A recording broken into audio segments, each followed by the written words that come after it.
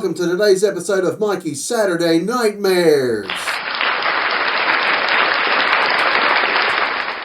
All right, now on today's episode, before we get into that though, I want to say thank you to all the subscribers, to the likes and the views for the other videos that I've put out. It's greatly appreciated, and thank you so much for joining me today. Now, on today's episode, we are going to discuss a film from 1989, and it was directed by a fellow by the name of Scott Spiegel. And he has directed such films as From Dusk Till Dawn, Texas Blood Money, Spring Break 83, and he also directed Hostel 3. Now, I have not seen any of the Hostel films. And I have not seen Spring Break 83. Now, From Dusk Till Dawn to Texas Blood Money, it was okay. It was all right. It wasn't as good as the first one by no means, by no stretch of the imagination. But it was it was all right. It was okay. I thoroughly enjoyed the first From Dusk Till Dawn. Of course, it had George Clooney, and and it was a good film, and I enjoyed it. And part 3, From Dusk Till Dawn 3, it wasn't bad either. I kind of liked it better than I did the second one. But all 3 films are worth a watch. So if you have never seen those, go ahead and watch those and see what you think of those. Spring Break 83, like I said, I've never seen that before, and I've never seen Hostel 3, so I have no idea about those. But today we're talking about the film by Scott Spiegel. We're talking about Intruder. Now, anybody that has worked in retail, of course, I've worked in retail for 30 years.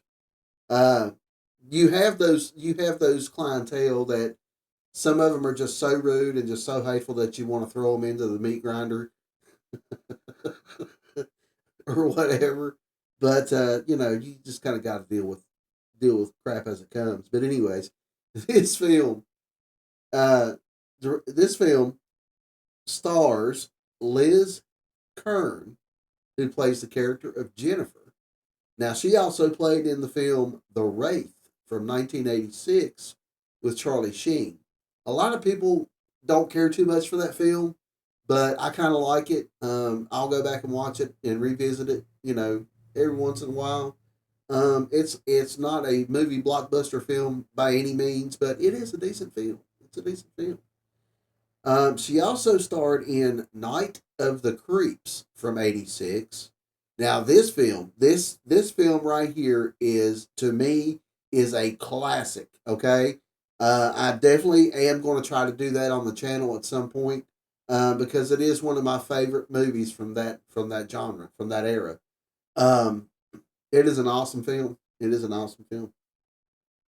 And she has an uncredited role in 16 Candles. Now, I know I have not seen 16 Candles. Don't bash me. Don't bash me. I like Molly Ringwald, especially her earlier stuff.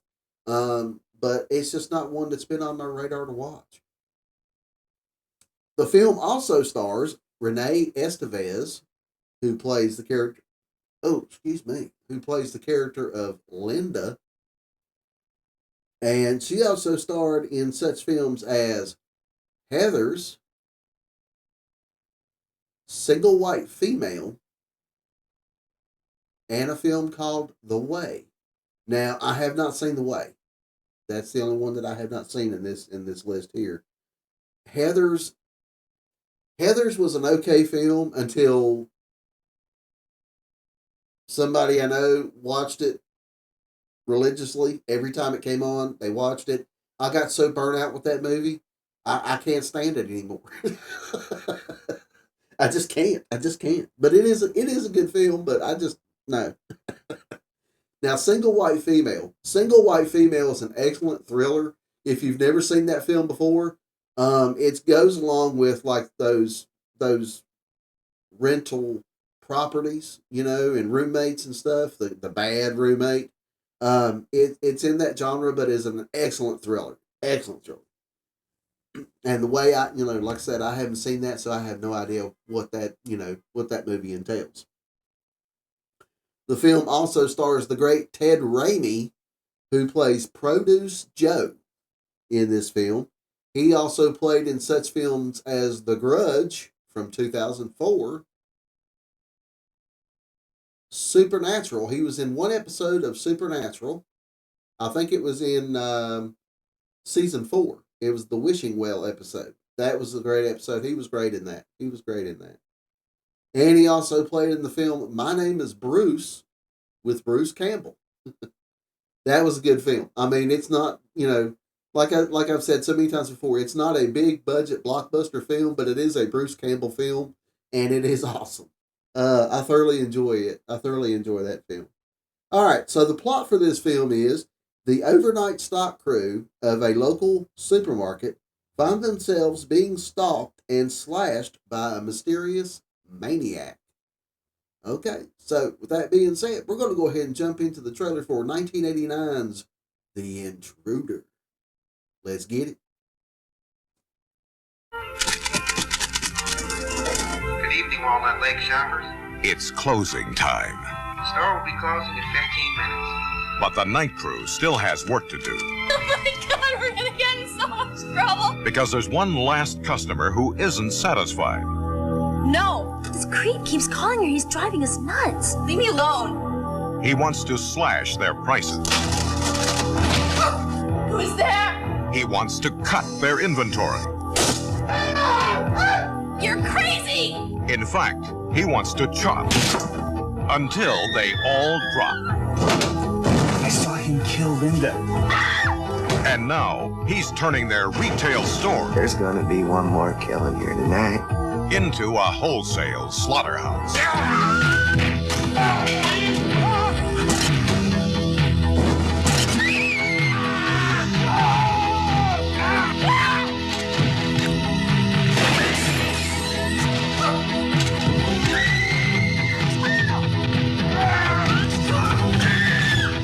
I'm just crazy about this store. Intruder.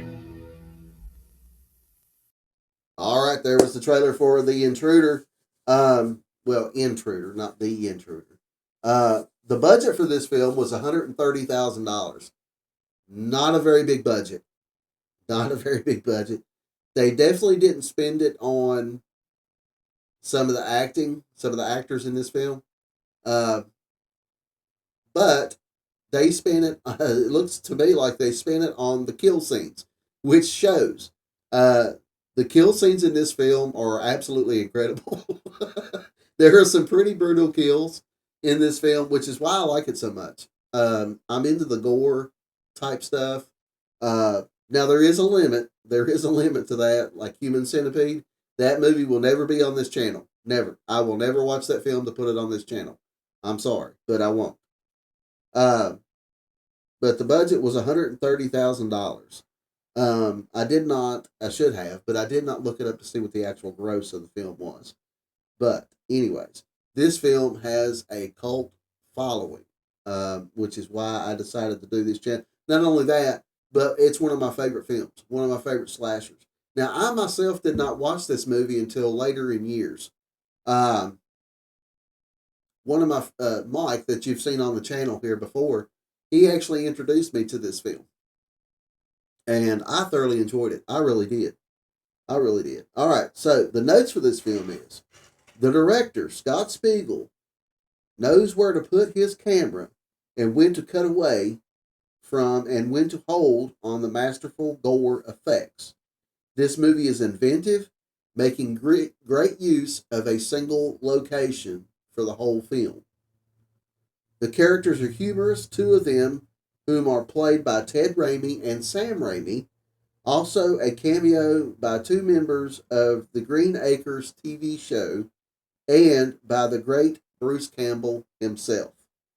I've seen this movie a lot, but I think the scenes with the two Green Acres characters is very short. of course, but they are in this film. Um, Ted Raimi and Sam Raimi, they are incredible in this film. I love their characters in this film. They're fantastic.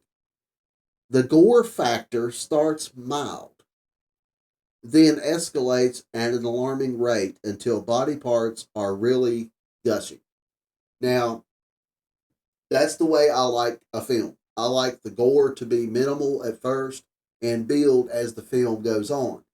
Uh, Scott Spiegel in this film knew what he wanted to do, and I'm glad he did it that way. I got to get a drink of coffee here. He knew what he wanted to do when he was making the film, and I'm glad he did it that way because it made the film that much better. There are a couple kills that are jaw dropping. Any true gorehound will appreciate them. And that's a true statement right there. That is a true statement right there. There are a couple kills in this film that are quite gory. And that just adds to the ambiance and the tension in the film. The kills are amazing. I'm telling you, they are. It's a supermarket is a setting for a horror film that hasn't really been done. Not the whole film that I know of. This is the only film I've ever seen that's had the whole movie filmed in a supermarket. Now, there's been some that's been filmed at like little stop and shops, like gas stations, like oh, I had it in my head. I had it in my head, but I can't remember the name of it now. Splinter. Splinter was filmed. I don't want to say entirely in a gas station, but it does take place in a gas station. It's a good film. It's a good film. If you've never seen that one, definitely check it out too. But there's not been one that's really been filmed completely in a supermarket, other than maybe, well, that was in the mall. That was the Dawn of the Dead reboot that was in the mall, and the original film was in a mall too, but not in a supermarket.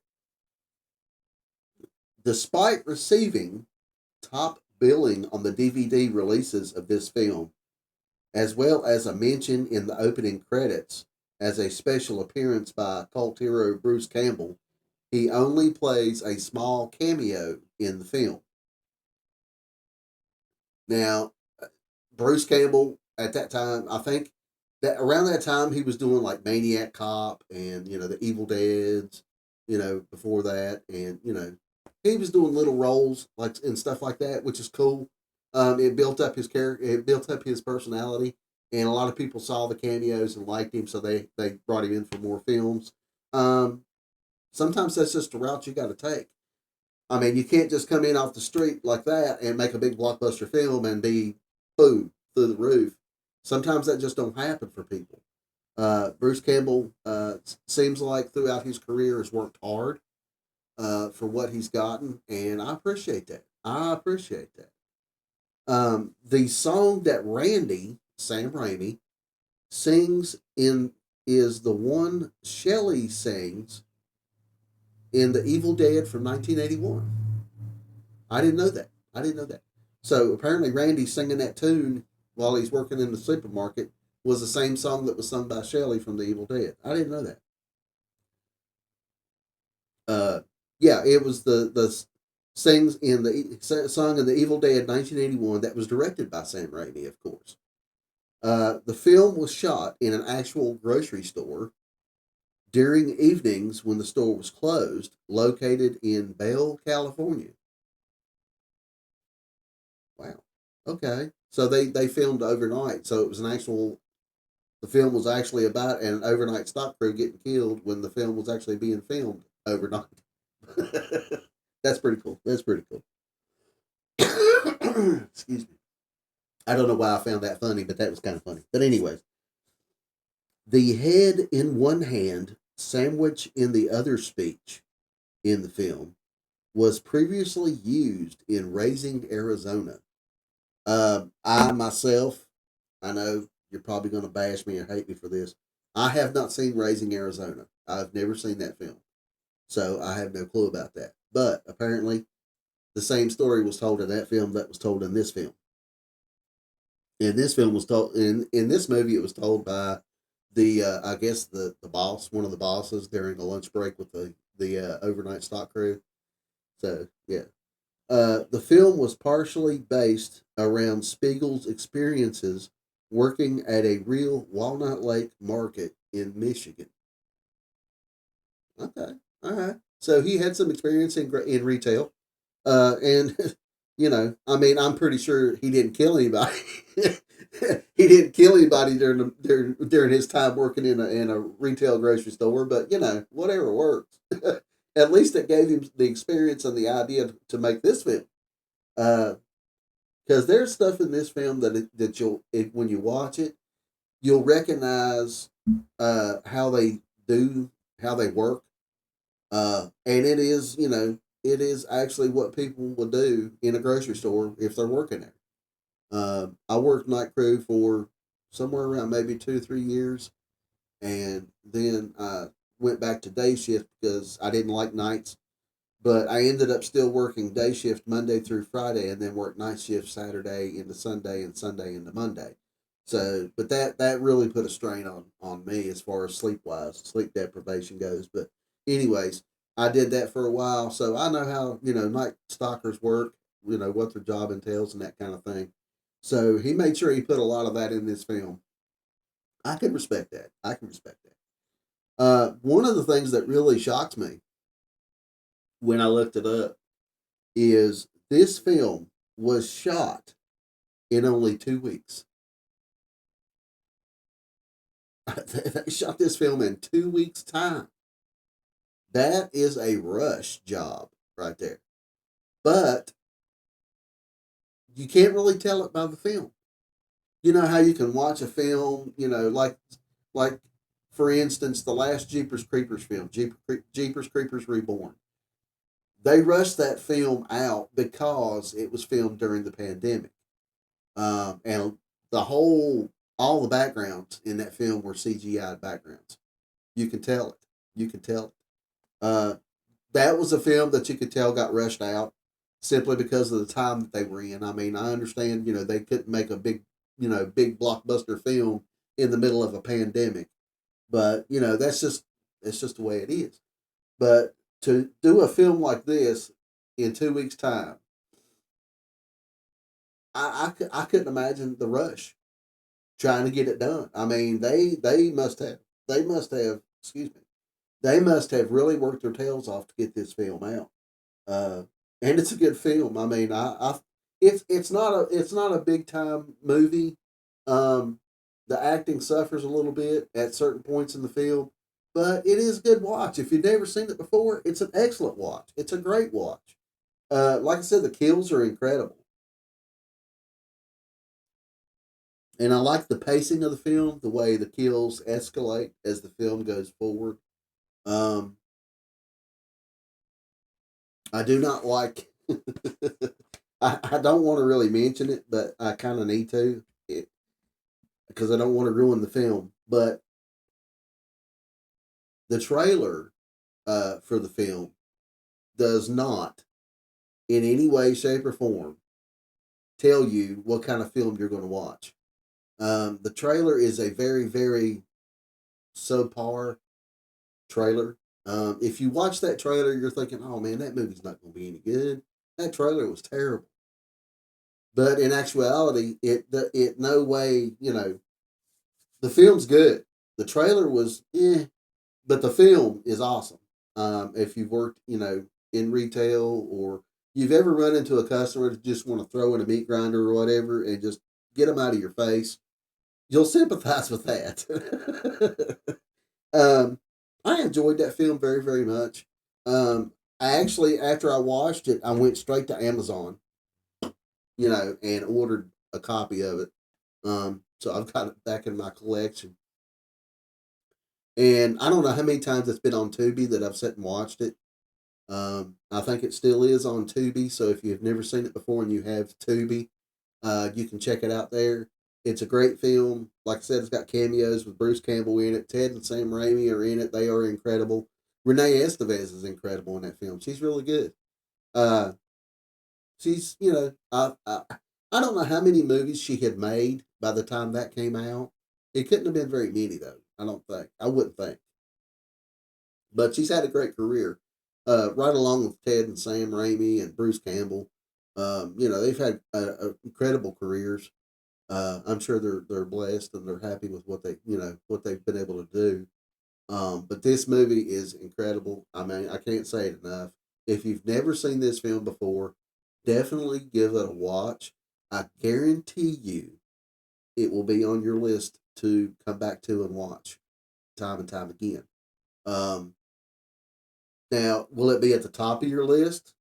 No, probably not. But it'll be somewheres on that list of movies that you will come back and watch every so often just to pay homage to it or whatever. If you're in the mood to kill somebody, just pop that movie in and watch it. But it is a good film. So definitely give it a watch if you haven't seen it already. Let me know if you've seen it, what one of your favorite scenes in the film was, what one of your favorite kills was. Even if you haven't seen it, you watch it, leave me a comment below and let me know what you think of the film. So we're going to end the video here. I just want to say thank you to, I don't have his name pulled up right now, but thank you to one of the subscribers. They gave me a list of films that they would like to see on the channel. It's a big list. I appreciate the list. There's some movies on there that I had not even thought about putting on the channel. So it was a good list, of movies. And they will be on the channel. Eventually I will get to each and every one of them, hopefully. I do plan on it. So thank you, sir. Greatly appreciated. So with that being said, I'm going to end the video here. Thank you guys so much for watching today. Tune in on Tuesday for Mike's movie Rampage, where we'll talk about a new film that's getting ready to be released. Could be horror, action, comedy, whatever. Just whatever catches my eye that I want to talk about. And then we'll come back on Thursday for Classic Movie Buffet Theater. And then again next Saturday for Mikey's Saturday Nightmares. So until then, I will see you guys in the next one. Bye-bye. Say bye, Norm.